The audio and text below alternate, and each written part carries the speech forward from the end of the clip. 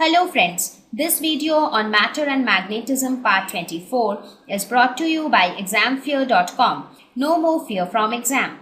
Please make sure that you have watched all the videos till part 23 before going ahead with part 24. So now we will talk about a solenoid. So we will see what is a solenoid. Solenoid is a coil which is wound into a tightly packed helix. So you must be wondering why all of a sudden, while studying about magnetic field, magnetic force, why all of a sudden we started a new topic called solenoid. I will tell you why we came here, but before that let me tell you what is a solenoid. It is basically a coil which is wound tightly into a helix, somewhat like this. A coil which is in the shape of a helix, and these turns are very close to each other. So such an arrangement is known as a solenoid. Now why do we have a solenoid at all? Now just imagine a situation like this. We have a coil. Okay, we have a circular coil which carries some current, say I. Right?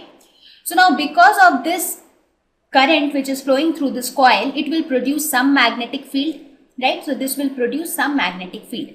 Now this magnetic field which is produced is proportional to mu naught and also I, right?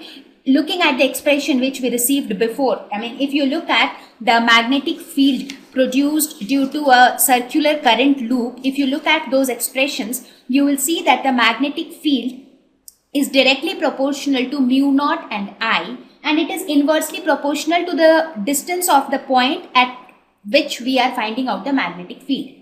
So now if I say that I want to produce a very large magnetic field, so what is the option with me to produce a very large magnetic field with a circular loop?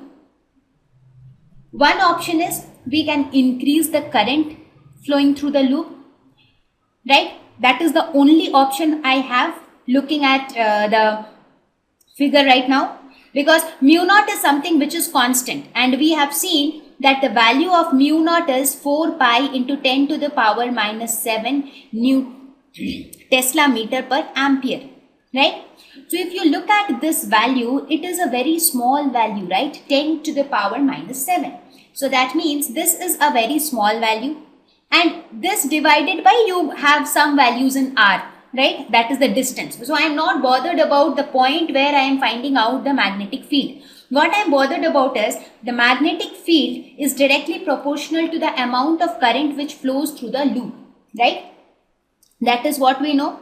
So the magnetic field that a current carrying loop produces is directly proportional to the amount of current which flows through that loop. So if I want to produce a very large amount of magnetic field from a circular coil, in that case the only option I have is to increase the amount of current which flows through that loop. But even if I increase the amount of current, for example, let us suppose that some 10 amperes of current is flowing through a coil. But even then there is this factor of 10 to the power minus 7, because of which your magnetic field will be very less. So that means in order to get a considerably large magnetic field, you will have to pass an extremely huge amount of current through this circular coil, which is of course unsafe, because passing a current of some 10 amperes itself is a large amount of current. So if you pass a current of some 10 to the power 10 or 12 amperes, that is extremely dangerous, and that is something which is not feasible, right? So that means we need to find a way out to increase the amount of magnetic field that can be produced from a current carrying loop. So what was the solution that was found? The solution that was found was that it is better that if we increase the number of turns of the current carrying loop, because if we keep increasing the number of turns, in that case there will be another factor which will be introduced, that is number of turns, right? So it will get multiplied that many times, as many times you put some turn on that coil, right? So that is what is the purpose of the solenoid. So instead of one coil, you place coils one after the other in the form of a tightly packed helix, and this arrangement is known as a solenoid. This solenoid is very much useful in many of the practical applications. For example, in transformer creation, these solenoids are extremely useful in creation of transformers. What happens inside a transformer? You have a primary coil and a secondary coil. I will not get into the detail of the construction of a transformer, because this is something which you will study in some other lesson. But just to tell you that where do we use solenoid, I am just touching this topic. Inside a transformer, what happens is, basically the electrical energy is provided to the primary coil. There are two coils inside a transformer. This is the primary coil and this is the secondary coil inside the core of the transformer. Okay, so inside the core you have a primary coil and a secondary coil. So what happens is, electrical energy is provided to the primary coil. Because of this current which flows through the primary coil, a magnetic field is produced, right? And through that magnetic field, so in this case, the magnetic field which is produced by the primary coil has to be transferred to the secondary coil. So we try to make sure that there is not much loss in transference of the magnetic field from primary to the secondary coil. So that is done with that. So that is where we use solenoids. So we use solenoids here. If you look at it, you have these turns, helical turns. These are nothing but these are solenoids. And to prevent losses, what do? We often insert an iron core, so that because that iron core has lesser magnetic resistance than air. So in transformers we use solenoids so that we can prevent as much losses as possible, and the magnetic field produced by the primary coil can be passed as much as possible to the secondary coil, right? Similarly, you also see solenoids being used as electromagnets. What are electromagnets? It is nothing but inside the solenoids, instead of keeping the interior of solenoid as vacant, what we do, we often put a soft iron core inside it. For example, here if you see, this is a soft iron core. Why do we use a soft iron core? Because if we insert this soft iron core in between, the soft iron core has a property that it gets very easily magnetized.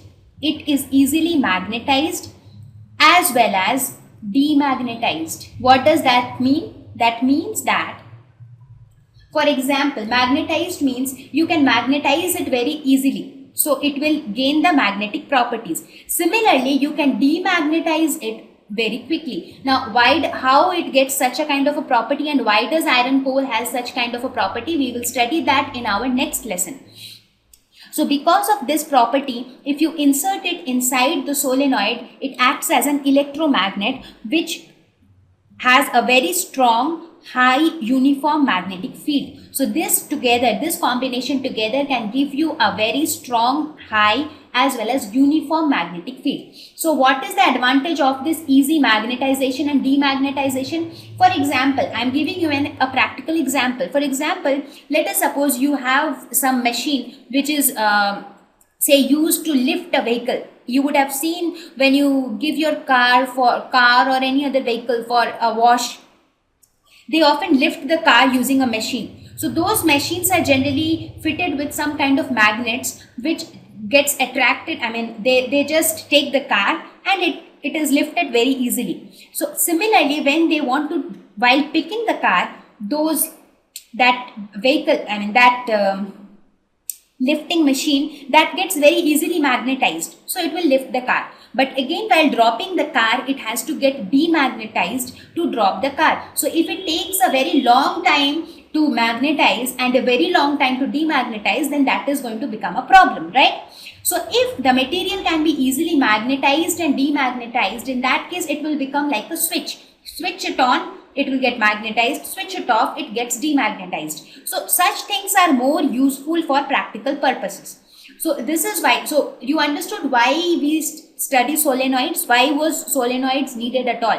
Basically, to get a strong magnetic field without increasing the amount of current flowing through the circular loop. So that is why they increased the number of turns. When the number of turns increased, a strong magnetic field can be received from the same amount of current. Without increasing the amount of current, you can get a large amount of magnetic field. And these are all advanced uses of solenoids, where you inserted some iron core and then it acted as an electromagnet, which is very useful in many of your electronic equipments. You can find this electromagnet, right?